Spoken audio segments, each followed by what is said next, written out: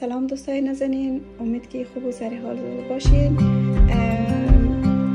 من نظیفه هستم و امروز میخوایم طرز درست کردن جواری برای شما اشتراک بگذارم. حالا که روغن ما کمی داغ آمده، میتونیم که جواری خود اضافه کنیم.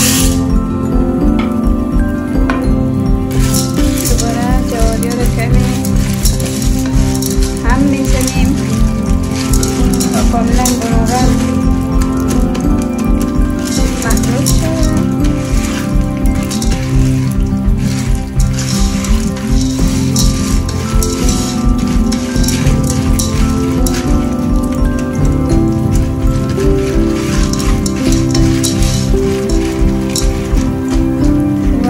که با ایره هم زدیم، با یک تکه سر دیگ را میپوشانیم تا جواری ما کاملا پخته شود. دوستای عزیز، نانی تکه اینجا میمانیم که جواری هم در حال آماده شده است. کمی سر دیگ را نیمه باز میکنیم تا مقدار برای هوا باز باشه و داخلش بسیار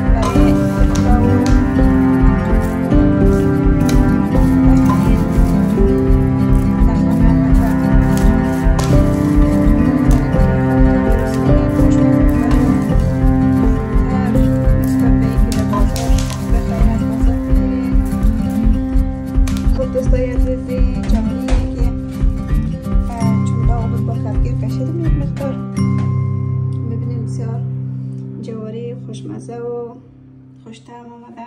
جای شما خالی، شما میتونید در خانه درست کنین برای خودتان. برای اشتباه غذای بسیار صحی می باشد. برای کسایی که میخواین وزن کم کنن میتونن به جای چیزای شیرین، خوراکی شیرین، میتونن برای خود جواری در خانه درست کنن بخورن. هم پر انرژی و هم کالری بیشتر رو دارد.